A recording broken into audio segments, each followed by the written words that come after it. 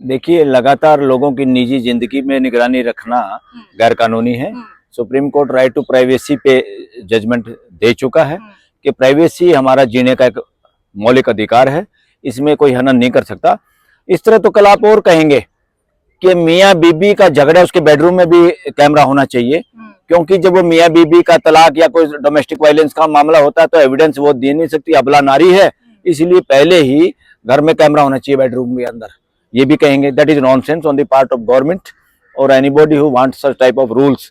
और लोकतंत्र में हर मुद्दे पे कुछ भी रूल बनाए, कानून बनाए, उसका आधार होता संवाद। जैसे प्राइम मिनिस्टर ने कहा ना, ड्रामा नहीं, डिलीवरी होनी चाहिए। मैं यहाँ प्रधानमंत्री को कह रहा हूं, ड्रामा नहीं, डिलीवरी भी ऐसी नहीं जो बिना संवाद के हो। ऐसी डिलीवरी लोकतंत्र के खिलाफ है, जहां आप मेजोरिटी के नाम पे मैक्सिमम लोगों को बाहर कर देते हैं पार्लियामेंट से और फिर चोरी चकारी से मेजोरिटी का नाम लेके कानून पास कर लेते हैं। वो डिलीवरी नहीं, वो आतंकवाद है, वो पार्लियामेंट का आतंकवाद है देश के लिए। तो ये जो मीठे मीठे सेंटेंस इस तरह प्राइम मिनिस्टर ने उस दिन कहा कि ड्रामा नहीं, डिलीवरी होनी चाहिए, मैं कह रहा हूं ड्रामा नहीं, संवाद होना चाहिए। जो पार्लियामेंट के अंदर ड्रामा होता है मेजोरिटी के नाम पे, वो नहीं होना चाहिए। स्पीकर और सभापति का ड्रामा नहीं, उनको सीरियस होना चाहिए डेमोक्रेटिक वैल्यूज में कि सबकी सुने। देश में कुछ भी कानून बनाए, अगर उसमें डिस्कशन, डिबेट और संवाद नहीं है पार्लियामेंटेरियन का, तो इस देश के साथ अपराध है और लोकतंत्र के खिलाफ हिंसा है। मैं कहता हूं ये देशद्रोह है। इसलिए कोई भी अगर नया सॉफ्टवेयर भी डालना है मोबाइल में जिससे लोगों की निजता का हनन होता है, 100% उस पर डिस्कशन, डिबेट होना चाहिए, स्पेशल पार्लियामेंट्री कमेटी में होना चाहिए, सारे लोग, सभी दलों के लोग उसमें शामिल होना चाहिए। जिस आदमी ने जो कहा उस बात को लिखा जाना चाहिए, और किसी की बात को काटना है तो लॉजिकली उसको सत्ता पक्ष को काटना चाहिए, और देश को इन बातों का पता होना चाहिए। क्योंकि अल्टीमेटली पार्लियामेंट में जो होता है वो हमारे एजेंट हैं, हमारे प्रतिनिधि हैं। वो प्रतिनिधि भी क्या करते हैं, हमारी नजर उन पे होनी चाहिए। अब लोगों की निजी जिंदगी पे नजर होने की बजाय देसी पैगासस के जरिए देश की नजर पार्लियामेंटेरियन पे होनी चाहिए। एक एक पार्लियामेंटेरियन, एक एक विधानसभा का मेंबर, जनप्रतिनिधि देश के लिए क्या कर रहा है, अपने हल्के के लिए क्या कर रहा है। देश के पार्लियामेंटेरियन तो जो पार्लियामेंट में बैठे हैं वो तो एक तरह से उसके घरेलू नौकर की तरह हो गए पॉलिटिकल पार्टी के। बीजेपी के एमपी हों चाहे कांग्रेस से चुने हुए एमपी हों, पार्लियामेंट में जाने के बाद वो बीजेपी या कांग्रेस के एमपी नहीं रहते, वो जनप्रतिनिधि हैं देश की जनता के। तो पार्लियामेंट की चार दीवारी में अगर चले गए तो आप कोई बीजेपी नहीं, कोई कांग्रेस नहीं, ये ड्रामेबाजी बंद करनी चाहिए। प्राइम मिनिस्टर को इसमें शुरुआत करनी चाहिए। हम कहते हैं प्राइम मिनिस्टर ड्रामेबाजी बंद करो, लोकतांत्रिक मूल्यों पे अपने जियो, लोकतांत्रिक मूल्य आपके जीने में भी झलकने चाहिए। लेकिन सर, सरकार कह रही है कि साइबर क्राइम को रोकने में, जिस तरीके की गतिविधियां आप देख रहे हैं बढ़ रही हैं लगातार, उसको रोकने में ये ऐप बहुत कारगर है। अब तक 50,000 से ज्यादा इसके डाउनलोड्स ऑलरेडी हो चुके हैं, और अब इसकी तमाम अच्छाइयां सरकार एक के बाद एक लेकर आ रही है कि इसकी वजह से हमने बहुत सारे फोन रिकवर किए। अरे सबसे ज्यादा तो ऐसी ऐप बननी चाहिए पॉलिटिशियन के लिए, जितने पार्लियामेंटेरियन हैं, जितने एमएलएज हैं, जितने जनप्रतिनिधि हैं, उनके दिमाग में चिप लगानी चाहिए गवर्नमेंट ऑफ इंडिया की तरफ से। उसमें प्राइम मिनिस्टर को भी उसमें लगानी चाहिए हेड में, कि वो क्या कर रहा है। उनका कोई नाम तो नहीं आ रहा कहीं बाहर, बच्चों के यौन शोषण में उनके मंत्री संतरी का नाम आया है, और उनके सुब्रमण्यम स्वामी तो कहते प्राइम मिनिस्टर का भी नाम है उसके अंदर। इसलिए ये आदमी डरता है यूएसए से, तो जहां भी वो यूएसए का राष्ट्रपति जाता है वहां अवॉइड करता है जर्नी करने से। आपको लगता है कि इसके जरिए सरकार जासूसी करने की कोशिश अरे जासूसी तो इन पार्लियामेंटेरियन के करने की जरूरत है। ये ड्राइंग रूम में क्या क्या बदमाशी षड्यंत्र करते हैं इस देश की वोट खरीदने के लिए, इस देश की वोट काटने के लिए, इस देश के बच्चों को शराब बांटने के लिए, पैसा बांटने के लिए, वोट चोरी के लिए, सारी गुंडागर्दी तो यही लोग कर रहे हैं। इतने देशों के ये ऐप सबसे पहले इन पार्लियामेंटेरियन जितने एमपी हैं, इंक्लूडिंग प्राइम मिनिस्टर हो, इंक्लूडिंग रहमत, जो भी हैं, सब पोजीशन अपोजिशन, सब इनके मोबाइल में ऐप होनी चाहिए। और मैं तो कहता हूं एमपी ऐसा बने जिसके दिमाग में चिप लगाई जा सके ऑपरेट करके, ताकि ये लोग देश के साथ न्याय कर सके, गद्दारी ना करें। लुटियन जोन, जिसको लूट जोन कहा जा रहा है, ये लोग षड्यंत्र कर रहे हैं पॉलिटिक्स के नाम पे। ज्यादातर पॉलिटिशियन षड्यंत्र में शामिल हैं, एंटी डेमोक्रेटिक सिद्धांतों के पे चर्चा करते हैं, देश के अंदर जातिवाद, रिलीजनवाद फैला के, भाषावाद फैला के वोटों की सौदागिरी करते हैं, जो कि संविधान के खिलाफ है, लोकतांत्रिक मूल्यों के खिलाफ है। इनकी जांच होनी चाहिए। सबसे ज्यादा खतरा तो इनसे है देश को आपस में फोन चुराने से, चैन स्नैचिंग से खतरा नहीं है। वो कोई मजबूरी में कर रहा होगा, कोई भूखा मरता कर रहा होगा, या ये जो जितना अपराध देश में बढ़ रहा है, इसका मतलब देश की शिक्षा व्यवस्था निकम्मी हो गई है। इसका मतलब जितना शिक्षा के केंद्र हैं, स्कूल कॉलेज, इसका कोई मायने नहीं है। या हमारे नेताओं का आचरण इतना बेहुदा और गंदा हो गया है, उनको देख के जनता के युवाओं में, जनता के लोगों में भी ये लगता है, नागरिकों में, कि इस देश में चोरी ठगी बेईमानी से ही जिया जा सकता है, दूसरा सभ्य तरीका नहीं है। देश में संविधान मानवीय व्यवस्था स्थापित करने के लिए है, किसी का राज या स्थापित करने के लिए नहीं, किसी को प्रधानमंत्री, गृह मंत्री, सीएम, पीएम, चीफ जस्टिस बनाने के लिए नहीं है। मानवीय व्यवस्था में सबको काम करना है। तो ये सब लोग बताएं, या इलेक्शन के जरिए भी क्या मानवीय व्यवस्था स्थापित कर रहे हैं क्या? जो लोग इलेक्शन से पहले, आप इलेक्शन कमीशन को कंट्रोल में कर लो, आप कोर्टों को कंट्रोल में कर लो, और आप सुप्रीम कोर्ट के फैसले के खिलाफ जाके आप तुरंत महिलाओं को पैसे बांटने का काम करते हो, जो कि सरेआम देश के लोकतंत्र के साथ मजाक था, भ्रष्टाचार था। और देश का इलेक्शन कमीशन चुप, देश की हाई कोर्ट, सुप्रीम कोर्ट चुप। इससे बड़ा मजाक क्या होगा? सरकार अरे भाई, लेकर आती है कोई भी इस तरीके की, जब नई चीज आती है तो उसका पहले विरोध शुरू बात उसकी नहीं है, विरोध की नहीं है। सरकार फैसले नहीं थोप सकती। सरकार ये फिल्मी स्टाइल वाली सरकार नहीं है, जिसमें गरीब आदमी, लाचार आदमी, गुंडे मवाली को कहता था सरकार मेरी जान बख्श दो। उस किसी की लड़की के साथ कोई रेप करता था, गुंडा मवाली, उसको सो कॉल्ड बड़ा जमींदार बिजनेसमैन, तो गरीब आदमी कहता था रैम की भीख मांगता है अपनी बेटी की जान के लिए। तो सरकार वरकार कुछ नहीं देश में। देश में गवर्नमेंट ऑफ इंडिया का मतलब है देश की मानवीय व्यवस्था, और मानवीय व्यवस्था में सबसे पहला आचरण तो मानवीय इन सब का होना चाहिए, जितने सरकार में बैठे हुए हैं, नेता वेता, जितने भी जनप्रतिनिधि हैं। कितने सारे तो ऐसे भ्रष्टाचारी लोग हैं, दुराचारी लोग हैं, हत्यारे लोग हैं, जिन पर दुनिया भर के मुकदमे हैं। क्या है, इनमें सामना करने की हिम्मत नहीं। सबसे पहले देश में चाहे बेडरूम में लगा दो पेगासस, मगर सबसे पहले इस देश के पार्लियामेंट के बैठे हुए लोग, इंक्लूडिंग प्राइम मिनिस्टर, तैयार है नार्को टेस्ट कराने के लिए। उनमें पहले भी इस बात की हमेशा आरोप सरकार कोई कानून बनाए, अच्छी बात है, चेंज इज द ट्रूथ, मगर उस चेंज का मतलब क्या है? भाई, हम जो कानून अपने घर के लिए बना रहे हैं, घर के सभी सदस्यों से डिस्कस करेंगे या नहीं करेंगे, डिबेट करेंगे कि नहीं करेंगे? और अच्छी बात, कोई नया बच्चा भी हमारा घर का करता है तो हम उसकी मानते हैं कि नहीं मानते? तो ये देश की पार्लियामेंट देश का घर है, ये परिवार है। उस परिवार में पक्ष विपक्ष नहीं होता, ये भी गलत तरीका है। इंडिया में अब तक पक्ष विपक्ष खत्म हो जाना चाहिए था। सब पार्लियामेंटेरियन अल्फाबेटिकली बैठने चाहिए थे। जो अभी भी ये ट्रेजरी बेंच और अपोजिशन बेंच, लोकतंत्र में अपोजिशन नहीं होती, लोकतंत्र में सभी भागीदार होते हैं, मानवीय व्यवस्था के लिए अपना अपना योगदान देते हैं। अपोजिशन नाम देना, ट्रेजरी बेंच देना, ये बेहूदगी है, ये तुरंत बंद होनी चाहिए देश के अंदर। मौसम का मजा ले रहे हो दिल्ली में सर, नहीं ले रहे आप? मौसम का मजा तो प्राइम मिनिस्टर ले रहा होगा, जो देश के लोगों को कह रहा है कि मौसम का मजा लीजिए, ऐसा मैंने भी सुना शायद। और मौसम क्या खाक मजा लेंगे? शर्म आनी चाहिए प्राइम मिनिस्टर को इस तरह की बेहूदगी भाषा बोलने में। उसको पता होना चाहिए कितनी हवा किस तरह की दूषित है। और सबसे ज्यादा पीड़ित होता है गरीब तबका, जो पैसे से खरीद कर एयर प्यूरिफायर रात को अपने घर नहीं लगा सकते। हालांकि उसका भी कोई फायदा नहीं, जब दिन में आपको घूमना है, या आप एसी गाड़ी में नहीं, जहां आपको कम से कम इस तरह के पार्टिकल से सामना करना पड़े, वो तो अपने घर में पता नहीं देश के पैसे से प्यूरिफायर लगाए बैठा होगा। हिम्मत तो जब है उसका, पहले तो अंदर कैमरे से सारा प्राइम मिनिस्टर हाउस देखना चाहिए, वो पैसे से कितनी मौज कर रहा है इस देश में, ये मंत्री संतरी कितनी मौज कर रहे हैं। लोगों का जानने का अधिकार है। इस देश का प्राइम मिनिस्टर नाम के पद पर जिस आदमी को बिठाया, वो किस तरह की जिंदगी जी रहा है, उसकी कोई प्राइवेट जिंदगी नहीं हो सकती प्राइम मिनिस्टर की। तो मौसम अच्छा नहीं है दिल्ली का? पर्सनल लाइफ, किसी सार्वजनिक रूप से काम करने वाले लोगों की निजी लाइफ नहीं हो सकती। निजी लाइफ सिर्फ वही होती है अपने घर की चारदीवारी और अपना बेडरूम, इससे अलावा कोई किसी के प्राइवेट लाइफ नहीं होती लोकतंत्र के अंदर। आप लोकतंत्र के अंदर प्राइवेट लाइफ को होगे, लेकिन अब तो आपके फोन के जरिए सरकार वहां भी घुस जाएगी, आपके बेडरूम में आप क्या बातें कर रहे हैं, किससे बातें कर रहे हैं। इसीलिए तो नहीं घुसना चाहिए ना। अगर उसमें लॉ का वायलेशन है, सुप्रीम कोर्ट का वायलेशन है राइट टू प्राइवेसी में, तो चैलेंज होगा, रोका जाएगा। मगर उससे पहले तो ये अपोजिशन नाम की जो चिड़िया है, इन्हीं को रोकना चाहिए। पार्लियामेंट में जो लोग हैं, अब बीजेपी के तो रोक नहीं पाएंगे, क्योंकि बीजेपी में तो सबसे ज्यादा डिक्टेटरशिप है, जो अपने आप को सबसे बड़ी पार्टी कह रहे थे। इतनी बेहूदगी तो मैंने देखी नहीं कहीं, जहां प्राइम मिनिस्टर से एमपी मिलते हुए डरता है, उसकी औकात ही नहीं कोई प्राइम मिनिस्टर से मिल ले, ऐसे सीएम से। ट्रांसपेरेंसी की बात कही जा रही है कि जो लोग ब्लैक मनी रख रहे हैं, जिन लोग के पास अकुत संपत्ति है, वो ट्रेस आउट होंगे कि वो कहाँ कहाँ खेल कर रहे हैं रोज। जैसे नोटबंदी हुई थी तो सिर्फ उन्हीं पर शिकंजा कसा गया था, ठीक वैसे ही। इससे मतलब जो धन्ना सेठ है, जो मोटा माल रखे हुए हैं, उनको सब फोन से वो कब तक छुपाएंगे? उनको बात करनी पड़ेगी। अरे पैसा धन निकालने के लिए तो नोटबंदी की थी, जिसपे सुप्रीम कोर्ट ने बड़ी बेहुदगी के साथ स्टैंप लगा दी थी, मोहर लगा दी थी। ये सही है। जहां पे राय मशवरा नहीं लिया गया उसे रिजर्व बैंक से, पॉलिसीज को फॉलो नहीं किया गया, सारे पैसे तो बाहर आ गए।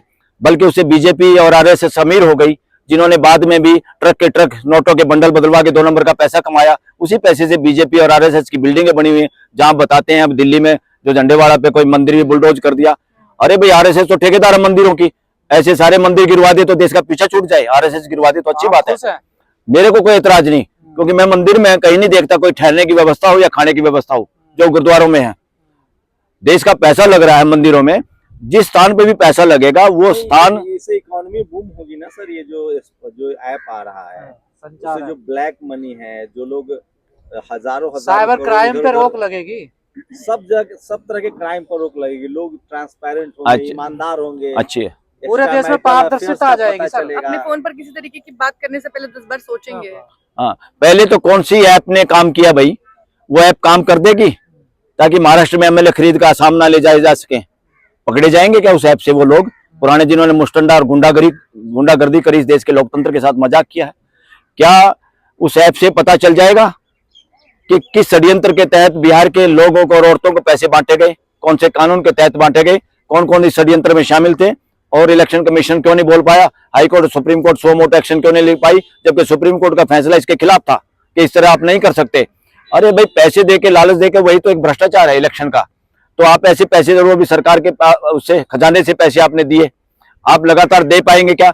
गरीबी इतनी है, ये गरीबी का मजाक है, ये लोगों का इसी तरह से है। ये राजनीति के साथ, लोकतंत्र के साथ व्यभिचार हुआ है।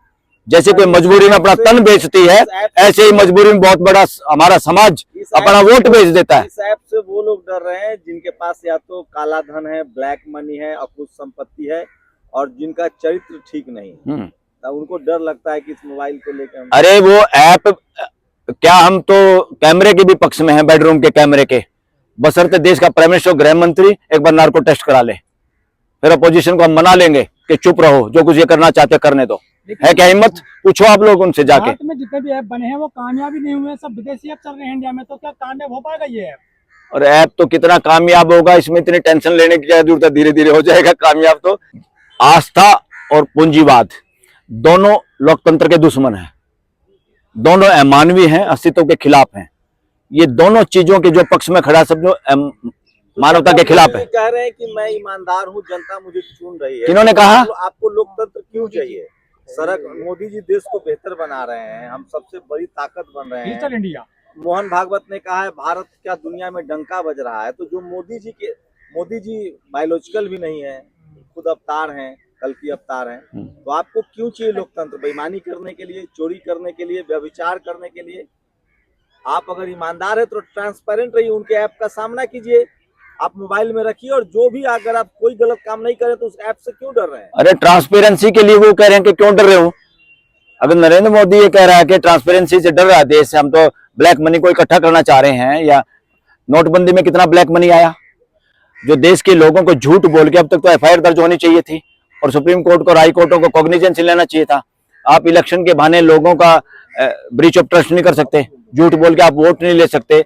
और दूसरा जो आप ये कह रहे थे, जो आदमी पूरे देश को सुधारना चाहता है, या जो लोग सुधारना चाहते हैं, वो पहले खुद सुधर लें। गर्लफ्रेंड बॉयफ्रेंड पर भी नजर रहेगी सर, कोई जाति के अलग होके प्यार ना करे, कोई किस लड़की से बात कर रहा है, कॉलेज जाने वाला लड़का कहीं प्यार तो नहीं कर रहा है, पढ़ाई कर रहा है कि नहीं, इस तरह की चरित्र की ट्रांसपेरेंसी आएगी। ये द्वापर युग आएगा, त्रेता युग आएगा, तो ये साक्षात राज होगा। ये प्रश्न तो फिर सुब्रमण्यम स्वामी से पूछो कि कौन सा ऐप लगाया जाए प्राइम मिनिस्टर के मोबाइल में कि पता चल जाए चाइना और अमेरिका में उन्होंने क्या किया, जो बार बार इंटरव्यू दे रहे हैं लोगों के सामने।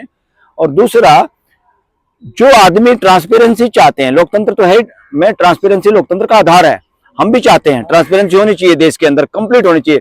मगर जिस देश का प्राइम मिनिस्टर मीडिया का सामना नहीं कर सकता, उससे घटिया तंत्र किस देश का होगा? जो तंत्र अपने देश में, जो डेमोक्रेसी के अंदर कोई प्राइम मिनिस्टर मीडिया का सामना नहीं कर सकता, इससे खतरनाक सिचुएशन पूरी दुनिया की नहीं है। इतना तो दुनिया के सबसे बड़े जो क्या थे, वो डिक्टेटर थे, वो भी मीडिया के सामने आ जाते थे। इसका मतलब क्या माने? नरेंद्र मोदी दुनिया का सबसे बड़ा डिक्टेटर है जो मीडिया का सामना नहीं कर सकता।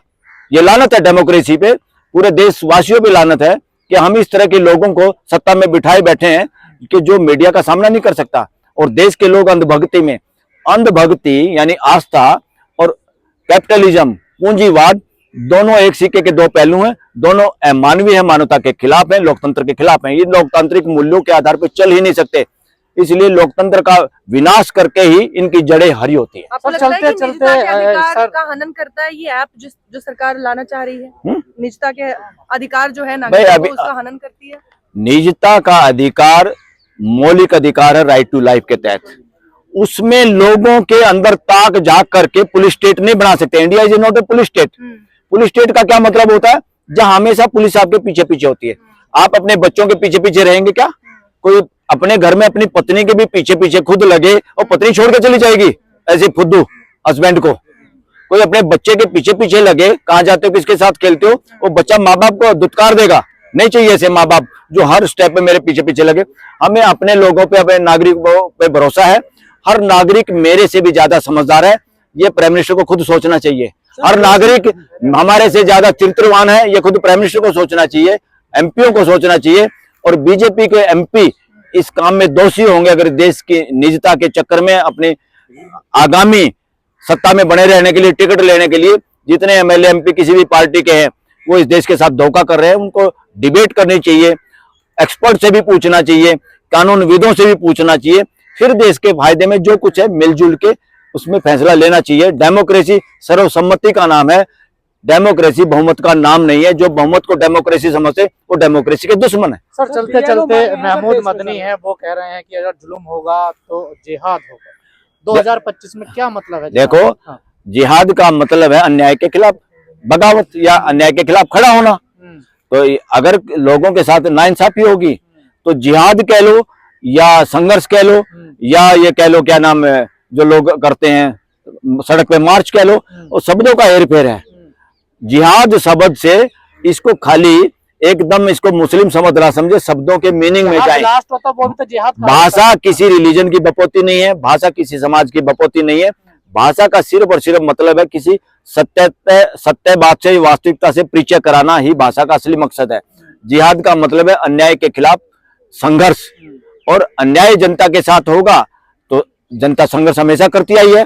वही मदनी ने अगर कहा है कि जिहाद होगा, बस भाषा का फर्क है, बिल्कुल सही बात कही उन्होंने, कोई गलत नहीं कहा। पर देश के लोग तो ये कह रहे हैं कि जहाँ ब्लास्ट होता है वो भी तो जिहाद ही होता है। अरे ब्लास्ट का तो इस देश में पता ही नहीं होता कैसे है। मैं बार बार इस बात पे बोल चुका हूँ, देश के अंदर सबसे बड़ी एक गद्दारी देश के साथ जो चल रही है। देश में जो भी सरकारें आई अभी तक उन्होंने इंटेलिजेंस एजेंसी को अपनी बपौती बनाया। इंटेलिजेंस एजेंसी के जरिए अपोजिशन को दबाने के लिए, लोगों के फोन टेप करने के लिए, अपनी सत्ता को बनाए रखने के लिए, जो कि डेमोक्रेसी के खिलाफ है, वो काम हो रहा है। सुनो भी तो जिहाद ही है ना, वो जिहाद का सुनो, एक पूरी बात सुनो। देश के अंदर, किसी भी लोकतांत्रिक देश के अंदर सब कुछ काम जो भी सरकार करती है वो जवाबदेही पार्लियामेंट के प्रति है। पार्लियामेंट क्योंकि जनता का दरबार है, जनता के नुमाइंदे हैं।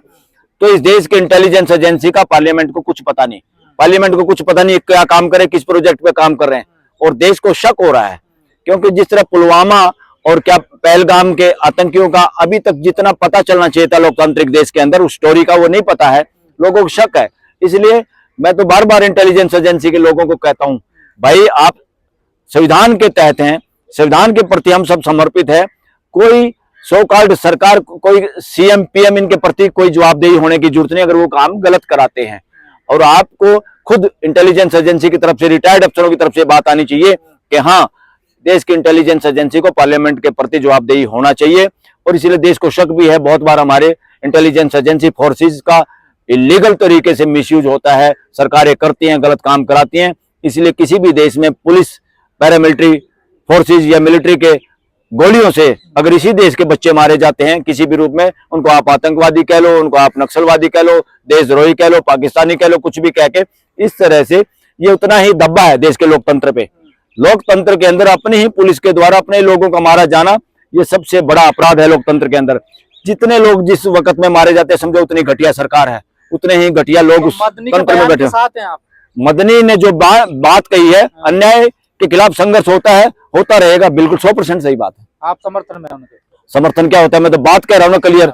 हमेशा न्याय के खिलाफ संघर्ष होता है। वो मदनी कह ले, बलराज मलिक कह ले, आप कह लो, कोई प्राइम मिनिस्टर भाषण में कह ले, हकीकत है ये कि जब भी अन्याय होगा, बच्चा ही घर में अपना बच्चा विरोध करता है, संघर्ष करता है, खिलाफ खड़ा हो जाता है।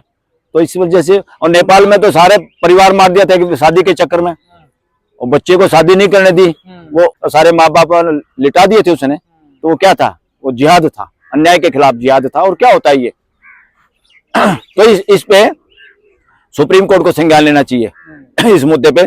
जहां डिबेट ना हो पार्लियामेंट के अंदर, जहां विधानसभाओं में डिबेट ना हो, वहां हाई कोर्ट को लेना चाहिए। जहां सुप्रीम कोर्ट में डिबेट ना हो, बहुमत खाली के आधार पर चोरी चकारी से कानून पास किए जाते, उस देश की सुप्रीम कोर्ट की ड्यूटी है, मर्जी नहीं है, उनको एक्शन लेना चाहिए। क्योंकि नेपाल के अंदर जो तख्ता पलट हुआ, उसमें महाबेवकूफी और घटियापन किसका था, वहां की सुप्रीम कोर्ट का। वहां सुप्रीम कोर्ट ने ही उन पे बैन लगा दिया फेसबुक और उनके अकाउंट्स पे। ये तो जिस सुप्रीम कोर्ट को लोगों के फंडामेंटल राइट बचाना चाहिए, वो सरकार की गोदी में बैठ के फैसले सुना रहा था। फिर भाग्य सारे के सारे लंगोटा अपना दबा दबा के, कोई मंत्री संतरी पीएम सीएम कोई नहीं मिला वहां पर, और चेंज हो गया।